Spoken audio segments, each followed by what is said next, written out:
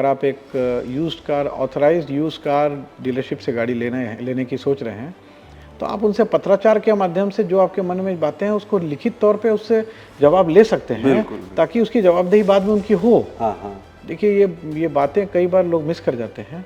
आपको कोई बात पे संदेह है और अगर आप एक ऑर्गेनाइज सेक्टर से आप एक यूज्ड कार खरीद रहे हैं, तो आप ईमेल या एक लेटर के द्वारा अपने सवालों को पूछें और उसका जो लिखित जवाब मिलता है या ईमेल द्वारा जवाब मिलता है उसको आप एक प्रूफ के तौर पे रख सकते हैं कि भाई हमने लेने से पहले आपसे ये सब बातें क्लैरिफाई की थी। जी बिल्कुल। तो मुझे लगता है कि ये सही तरीका है।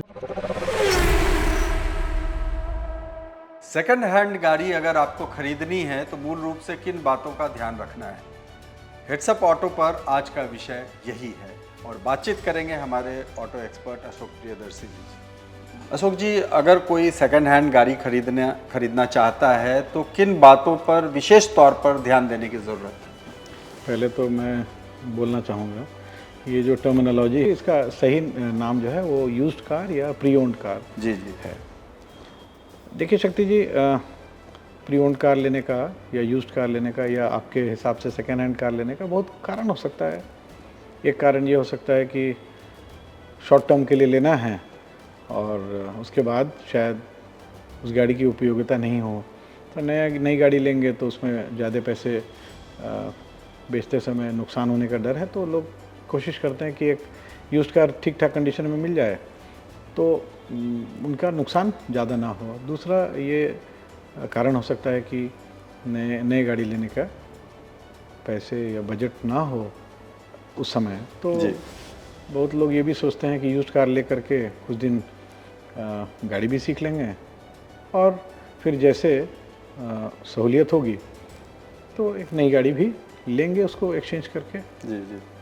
और बहुत लोग ये सोचते हैं कि घर में सेकंड या थर्ड कार है जिसका ज़्यादा उपयोग नहीं है तो उसके लिए भी यूज्ड कार ले लेते हैं। और यूज्ड कार या प्री ओन्ड कार या आपके हिसाब से सेकंड हैंड कार लेना कोई ऐसा नुकसान का सौदा नहीं है, क्योंकि इधर देखा गया पिछले 10 वर्षों में खासकर कि एक कस्टमर जिनकी गाड़ी का गवर्नमेंट के हिसाब से 15 साल एज होता है, थोड़ा दिल्ली एनसीआर में छोड़ दीजिए जहाँ डीजल गाड़ी को 10 साल का लिमिटेशन कर दिया गया है प्रदूषण के चक्कर में, अदरवाइज़ पूरे देश में 15 साल के लिए गाड़ी का रजिस्ट्रेशन की प्रक्रिया या ये प्रावधान है। तो यूज्ड कार अगर अब देखा गया कि अमूमन लोग 7 से 8 साल तक गाड़ी बदल लेते हैं।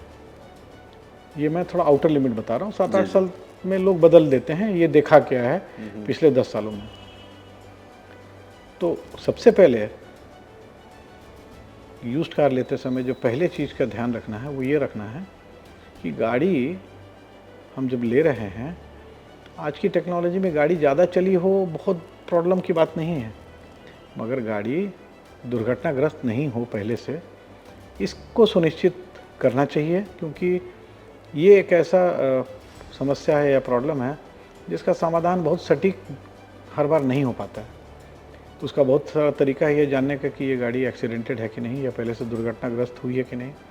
इसके लिए आजकल जितने भी मैन्युफैक्चरर्स हैं उनके वर्कशॉप में अगर आप जाएं, गाड़ी का रजिस्ट्रेशन नंबर बताएं तो वो हिस्ट्री चेक करके कंप्यूटर में जो ऑनलाइन जो डाटा होता है उसमें बता देते हैं कि ये गाड़ी का कोई दुर्घटना हुई है कि नहीं। अगर वहाँ से नहीं पता चले तो अगर उस गाड़ी का इंश्योरेंस डॉक्यूमेंट आपके पास हो तो इंश्योरेंस कंपनी से भी आप कोशिश कर सकते हैं जानने की कि इससे पहले इस गाड़ी पे कोई क्लेम वगैरह लिया गया है कि नहीं। ये भी एक तरीका हो सकता है जी। और अगर ये कुछ भी ना पता चले तो कोई ऑटो एक्सपर्ट से या कोई टेक्निकल एक्सपर्ट से उसका इंस्पेक्शन करा करके देख लें, जो कि वो मूलतः ये पकड़ लेते हैं कि कोई अगर मेजर डैमेज नहीं है, हल्का फुल्का तो देखिए यहाँ के जो ड्राइविंग कंडीशंस उसमें थोड़ा बहुत डैमेज हो सकता है, बट जिससे हमारी गाड़ी का जो शेसी मेजरमेंट्स हैं या बॉडी का अलाइनमेंट है वो सब नहीं डिस्टर्ब हो। और अगर बहुत ज़्यादा डैमेज हुई भी गाड़ी है तो उसमें रिपेयर के बाद कई बार रस्ट लगने या जंग लगने की संभावना होती है। तो इन सब पहलुओं पर कोशिश करें जानकारी प्राप्त करने के लिए और तभी निर्णय लें या चयन करें उस गाड़ी को लेने के। दूसरा बहुत इम्पॉर्टेंट है उस गाड़ी का कंडीशन। तो कंडीशन जो है वो हर समय रिलेटेड होती है गाड़ी के एज या जो गाड़ी जितने किलोमीटर कल चल चुकी है। बहुत लोग तो किलोमीटर भी कम करवा देते हैं। मैं बता रहा हूँ, एकदम आप ठीक बोल रहे हैं। तो जो गाड़ी ऑथराइज सर्विस सेंटर में रेगुलरली गई है जी, वहाँ के रिकॉर्ड से आपको एकदम पता चल जाएगा साफ साफ कि अब अभी अगर मान लीजिए कि जो स्पीडोमीटर में जो ओडोमीटर रीडिंग है वो x है, तो x से कम रिपोर्टिंग होगा तब तो ठीक है। मगर अगर x से ज़्यादा रिपोर्टिंग कहीं किसी वर्कशॉप में हो चुकी है और उनके सिस्टम में या उनके डाटा में दर्ज है और जब आप प्रेजेंटली देख रहे हैं कम है, तो आप समझ जाइए कि इसमें कुछ टेम्परिंग हुई है, तो इन सब गाड़ियों से थोड़ा दूर रहें। तो पहला मैंने जैसे आपको बताया, दुर्घटना है ग्रस्त है कि नहीं उसको देख लें। दूसरा, ज़रूर ये कोशिश करें जानने की कि जितनी मेरी ओडोमीटर है रीडिंग है, मतलब जितनी किलोमीटर चली हुई गाड़ी दिख रही है, उसको एक बार क्रॉस चेक करने की कोशिश ज़रूर करें कि ये सही में उतना ही है कि ये इसके साथ कोई टेम्परिंग हुई है, कम उम तो नहीं किया गया है। इसका तरीका जैसे मैंने बताया, ऑथराइज वर्कशॉप में जाइए। और अगर मान लीजिए ऑथराइज वर्कशॉप में वो गाड़ी विजिट ही नहीं करती है, तब भी थोड़ा दूर रहें, क्योंकि अगर वो कस्टमर या जो जिनसे आप गाड़ी ले रहे हैं वो ऑथराइज अगर नहीं जाते हैं, तो पता नहीं प्रॉपर तरीके से गाड़ी मेंटेन हुई है कि नहीं, इस पे भी एक प्रश्न चिन्ह लग जाता है। तो ये दो चीज़ बहुत इंपॉर्टेंट है। और तीसरा, जहाँ तक प्राइसिंग की बात है, हर मॉडल, हर मैन्युफैक्चरर, हर वेरिएंट की जो प्राइस है, देखिए पुरानी कोई भी वस्तु का तो दाम कोई फिक्स नहीं हो सकता है। आपके नज़र में वो कुछ हो सकता है, मेरे नज़र में आपके लगाए हुए वैल्यू से कुछ ज़्यादा हो सकता है, उनके नज़र में कुछ कम हो सकता है। बट अमूमन गाड़ी का दाम जो है वो वेरी करता है। एक ही वेरिएंट, एक ही मॉडल, एक ही मैन्युफैक्चरर की गाड़ी एक शहर में उसका मूल्य कम मिलेगा, दूसरे शहर में मूल्य ज़्यादा मिलेगा। वो डिपेंड करता है, हर शहर का एक डायनेमिक्स होता है। हर शहर में कुछ कुछ गाड़ियों की डिमांड ज़्यादा होती है, तो वहाँ पे उस गाड़ी की बेहतर कीमत मिल जाती है। तो जिस शहर में आपको लेना है वहाँ के लोकल मार्केट से जानने की कोशिश करें।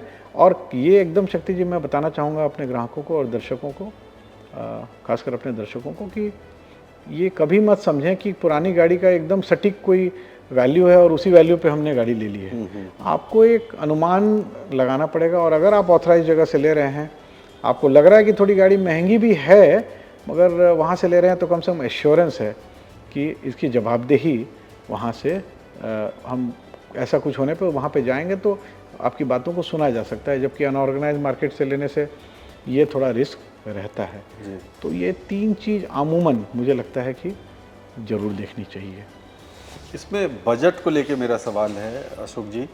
बहुत सारे ऐसे लोग हैं जिनका बजट कांस्टेंट होता है, वो बाइक है उनके घर में, लेकिन पहली गाड़ी, नई गाड़ी नहीं ले सकते हैं, यूज्ड कार ही ले सकते हैं, वो बजट का कांस्टेंट है और उनको कोई आइडिया नहीं है।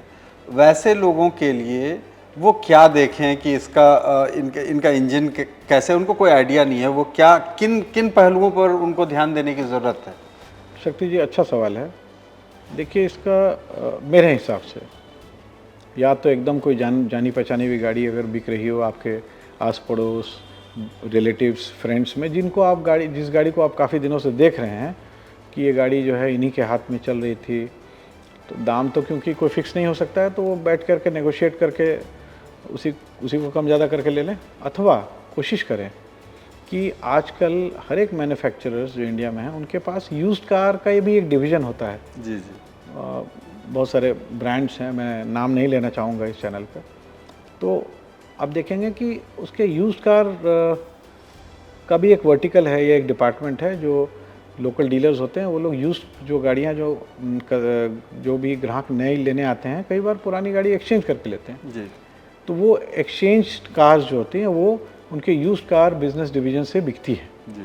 तो अगर आप एकदम नए हैं और आपको बहुत ज़्यादा जानकारी नहीं है और आपको ऐसा मन में भय लगता है, जो किसी को भी लग सकता है, जी जी। तो मेरा सुझाव होगा कि ऑथराइज प्री ओन्ड डीलर से ही गाड़ी लें, ताकि अगर कोई प्रॉब्लम हो तो कम से कम उसकी जवाबदेही लेने वाला कोई है। हाँ हाँ।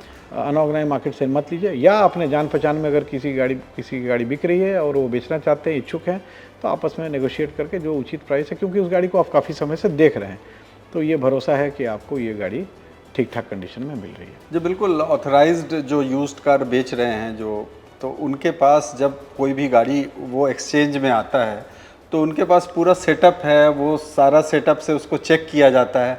तो यकीनन वो आगे अगर वो वहाँ से लेते हैं तो उनको हर तरह की गारंटी मिलेगी।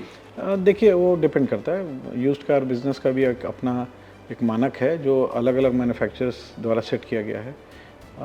5 साल से गाड़ी ज़्यादा पुरानी है या 5 साल से कम पुरानी है, तो कम पुरानी है तो उसमें कई बार सर्टिफाइड गाड़ियाँ मिलती हैं जी 5 साल से ज़्यादा पुरानी है तो एक एश्योरिटी के साथ तो आप गाड़ी फिर भी ले सकते हैं। बिल्कुल बिल्कुल। या आप गाड़ी लेने से पहले अगर आप एक used car authorised used car dealership से गाड़ी लेने की सोच रहे हैं तो आप उनसे पत्राचार के माध्यम से जो आपके मन में बातें हैं उसको लिखित तौर पे उससे जवाब ले सकते हैं। बिल्कुल। ताकि उसकी जवाबदेही बाद में उनकी हो। हाँ हाँ। देखिए ये बातें कई बार लोग मिस कर जाते हैं। आपको कोई बात पे संदेह है और अगर आप एक ऑर्गेनाइज सेक्टर से आप एक यूज्ड कार खरीद रहे हैं तो आप ईमेल या एक लेटर के द्वारा अपने सवालों को पूछें और उसका जो लिखित जवाब मिलता है या ईमेल द्वारा जवाब मिलता है उसको आप एक प्रूफ के तौर पे रख सकते हैं कि भाई हमने लेने से पहले आपसे ये सब बातें क्लैरिफाई की थी। जी बिल्कुल। तो मुझे लगता है कि ये सही तरीका है जो लोग एकदम नए हैं, जिनको कोई आइडिया नहीं है और जिनको मान लीजिए जो थोड़े बहुत पुराने हैं यूज्ड कार का जिनको आइडिया है तो वो तो अपने हिसाब से चयन कर ही सकते हैं। जी बहुत बहुत धन्यवाद अशोक जी। तो सटीक जानकारी के साथ अशोक जी ने बताया कि अगर आपको यूज्ड कार लेना है तो आपको किन किन चीज़ों का ध्यान रखना होगा। ऐसे ही सटीक विषय पर यूनिक जानकारी के साथ हेड्सअप ऑटो हमेशा अपने दर्शकों के लिए कंटेंट लाता रहता है। आप हमें फॉलो करें, लाइक करें, कमेंट करें, बेल आइकन ज़रूर दबाएं और हमारे इंस्टाग्राम और फेसबुक को भी फॉलो करें। तब तक दीजिए शक्ति प्रकाश को इजाज़त। बहुत बहुत धन्यवाद।